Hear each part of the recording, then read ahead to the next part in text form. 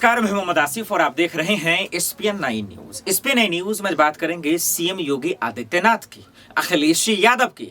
आखिर इनके घर में क्यों घुस गए, पुलिस प्रशासन के थाने के पास क्यों चले गए, क्यों कहा कि जहर चाय में जहर है, आखिर क्यों कहा कि 99 बार माफ कर देंगे लेकिन उसके बाद हम माफ नहीं करेंगे। ये भाजपाई नहीं है, ये भाजपाई के गुंडे हैं। अखिलेश यादव आग बबूला क्यों हो गए, अपनी बीबी की बात आई, अपनी पत्नी की बात आई तो ऐसे क्यों तिल मिला गए। और योगी जी के जब थाने जा सकते हैं तो योगी जी के घर भी जा सकते हैं, योगी जी के आवास पे भी जा सकते हैं।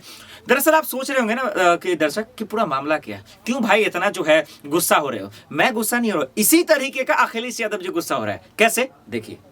भारतीय जनता पार्टी की सरकार में न्याय की उम्मीद मत करिए। भारतीय जनता पार्टी की सरकार में न्याय की उम्मीद मत करिए। पुलिस प्रशासन उसके साथ है जो अन्याय कर रहा है, झूठ बोल रहा है। जो सच बोलेगा वो सजा पाएगा। और ये घटना कोई एक दिन की नहीं है।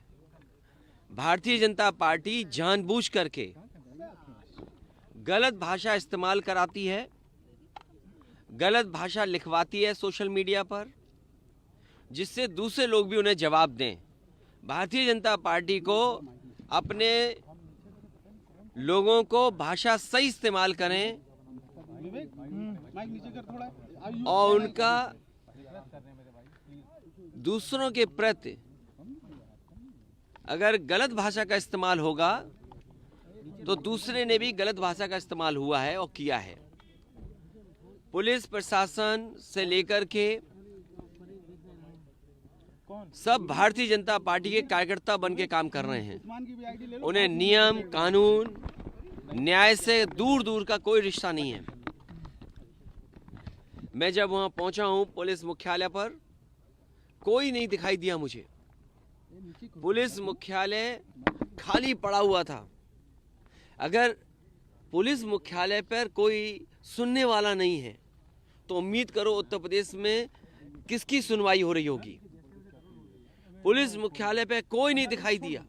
जो जिम्मेदार अधिकारी थे एक भी नहीं था। वो लगता जो मुख्यमंत्री जी कहते थे कि 12 बजे सो के उठते हैं, वो अपने अधिकारियों के बारे में कहते थे। कोई जिम्मेदार अधिकारी हमें दिखाई नहीं दिया मुख्यालय पे, जिससे हम लोग अपनी शिकायत कर सकते थे या न्याय की बात करते। और जैसा मैंने पहले कहा, पूरा पुलिस प्रशासन भारतीय जनता पार्टी बन गया है और भारतीय जनता पार्टी के इशारे पे काम कर रहा है। अब 3 घंटे अंदर से पुलिस से क्या बातचीत हुई आपकी, क्या आपने उन्होंने पुलिस मुख्यालय पे कोई जिम्मेदार अधिकारी नहीं था। JCPL जो पहुंचे थे उनसे कोई बातचीत हुई? पुलिस अधिकारी कोई जिम्मेदार नहीं था। हमारी जो मांग थी कि जो भारतीय जनता पार्टी के जिन लोगों ने गलत भाषा का इस्तेमाल किया उनके खिलाफ भी कार्रवाई हो, और उन्होंने आश्वासन दिया है कि उनके खिलाफ भी कार्रवाई होगी। कौन कौन लोग हैं वो लोग? हमने तहरीर दी है। कौन कौन लोग हैं? नाम नहीं, नाम मैं नहीं ले रहा हूँ, मैंने तहरीर दी है। जो भी भारतीय जनता पार्टी के लोग हैं जो गलत भाषा का इस्तेमाल कर रहे हैं उनके खिलाफ भी कार्रवाई हो। कितने लोगों के खिलाफ तहरीर दी गई है? कितने लोगों के खिलाफ तहरीर दी है? लगभग 14 धाराओं में मुकदमा दर्ज किया है। देखिए, पुलिस कुछ भी कर सकती है। देखिए, आदरणीय मोहम्मद आजम खान साहब को आपने देखा, उनके खिलाफ पूरा भारतीय जनता पार्टी लग करके उन्होंने झूठे मुकदमे लगा दिए। रमाकांत यादव विधायक पूर्व सांसद, उन पे मुकदमे कब के थे, उन्हें जेल भेज दिया। दीपक यादव, उन्हें जेल भेज दिया झूठे मुकदमे लगा करके। तो ये बड़े नेता से लेकर के छोटे नेता, या आपने कानपुर की घटना देखी हो। इसीलिए मैंने कहा कि भारतीय जनता पार्टी की सरकार में न्याय की उम्मीद मत करिए। ये झूठों के साथ हैं, जो अन्याय करते हैं उनके साथ हैं। सर, भाजपा तो ये कह रही है कि महिलाओं के खिलाफ अभद्र टिप्पणी हुई है, उस पर अखिलेश यादव डिफेंड कर रहे हैं। देखिए, भारतीय जनता पार्टी महिलाओं के लिए क्या कह रही है?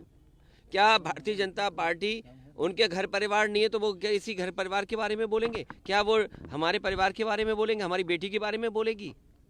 ये किसने आज़ादी दी, किसकी ताकत पे वो बोल रही है? वो ताकत बीजेपी ने दी है, बीजेपी बुलवाती है। क्या मुख्यमंत्री के सहारे पे नहीं बोल रही है वो महिला? अगर मुख्यमंत्री जी के परिवार नहीं है तो दूसरे के परिवार पे अगर बोला जा रहा है तो वो चुप बैठे हैं, वो खुश हो रहे हैं इस बात को लेकर के, अपनी पुलिस आगे कर दे रहे हैं। जब उन पर शब्द खत्म हो गए, जब नहीं लड़ सकते हो तो पुलिस आगे करते हो, पुलिस आगे करके लड़ाई लड़ रहे हो आप। सर वो तो ये कह रहे हैं पिछले 2 महीने से आप, मैं तो आपसे कहूंगा कि आप वो महिला, वो भारतीय जनता पार्टी के लोग जो शब्द लिख रहे हैं, क्या वो लिखने चाहिए शब्द उनको? क्या आप मुख्यमंत्री आवास को गंगाजल से नहलाएंगे आप? क्या हमारे घर पे तुम्हें उन्होंने नहीं भेजा? क्या शब्द इस्तेमाल करती थी भारतीय जनता पार्टी? क्या आप ये नहीं जानते, इन बातों को नहीं जानते क्या आप? जो हुई आपके सामने आपने भी देखा, एक पत्रकार मेरी कोई मुलाकात नहीं हुई, न मेरी कोई बात हुई। ये सब, चाहे वो जेल प्रशासन हो, चाहे पुलिस प्रशासन हो, पूरा भारतीय जनता पार्टी के कार्यकर्ता बन गए हैं। मिलने नहीं दिया गया। हमें कोई मिलने नहीं दिया, कोई अलग समय बोला या कोई अलग? उन्होंने हमें किसी को मिलने नहीं दिया। हम जैसे आए थे वैसे वापस जा रहे हैं। अब क्या रणनीति रहेगी सर आगे की? रणनीति बनाएंगे, रणनीति बनेगी भारतीय जनता पार्टी को उखाड़ फेंकने की। मैंने आपसे कहा, और ये इसलिए जेल मिलने आए कि हम अपने कार्यकर्ताओं को जेल का दरवाजा दिखा दें, क्योंकि इसी दरवाजे से हम सबको जाना है। केशव मौर्य भी यही बात कहते हैं जो आप बात कह रहे हैं। ये कौन है? देखिए आप, मैं फिर बोल रहा हूँ, फिर मैं नाम पूछूंगा आपका, फिर आप नाम नहीं बताओगे मुझे। अच्छा, उनकी क्या हैसियत है मुख्यमंत्री जी के सामने, मुझे आप बताइए ना। वो आप इसलिए कहते हैं कि पिछड़े लड़ जाएं। अरे मैं नहीं समझता हूँ आपकी भाषा क्या। सवाल ये है कि बीजेपी के जितने भी लोग हैं जो भाषा का इस्तेमाल करते हैं, क्योंकि सरकार उनका सहारा बनती है, और जब शब्दों में हार जाते हैं, लड़ाई जिस तरह की वो लड़ रहे थे, जब हार जाते हैं तो पुलिस आगे कर देते हैं। अरे कमजोर लोग हो तुम, पुलिस क्यों आगे करते हो? पुलिस को कम से कम अननेसेसरी दबाव मत बनाओ, पुलिस को भी अपना काम करने दो। अगर समाजवादी पार्टी के किसी हैंडल से इस तरह की भाषा का इस्तेमाल हुआ है और अगर आपने कार्रवाई की है तो पुलिस को खुली छूट दो। भारतीय जनता पार्टी के लोग जो इस्तेमाल कर रहे हैं भाषा, उनके खिलाफ भी कार्रवाई हो। तो आज क्या लगता है जो आश्वासन मिला है कि बाकी लोग के अरे तुम ही पूछते रहोगे, और कोई नहीं पूछेगा। तुम्हारा ही चैनल चलता अकेला, के औरों का नहीं चलता। बाकी उसका ये पूछें भाई ऐसा मत करो, ऐसा मत करो भाई।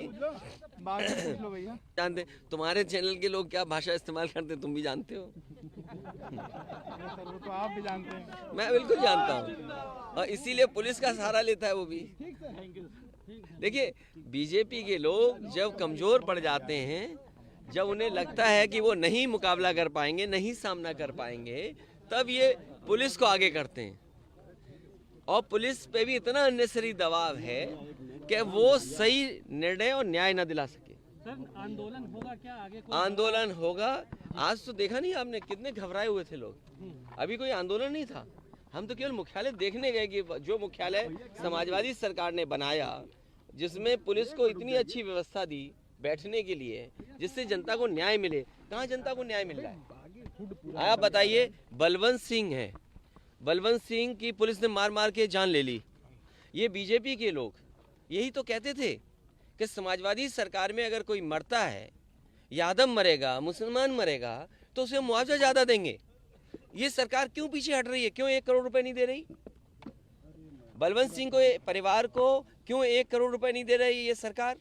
कन्नौज में अगर हत्या हुई है, एक साकी परिवार है, उसकी मदद क्यों नहीं कर रहे हैं 50 लाख से? उसकी पत्नी की सरकारी नौकरी क्यों नहीं दे रहे हैं? जब इनकी सरकार नहीं थी तो आरोप क्या लगाते थे कि समाजवादी लोग भेदभाव करते हैं मदद में, सहयोग में। आज तो सरकार इनकी है। किस कानून, किस नियम ने आपको रोका है जो आप बलवंत सिंह की पत्नी को नौकरी सरकारी नहीं दे रहे हैं?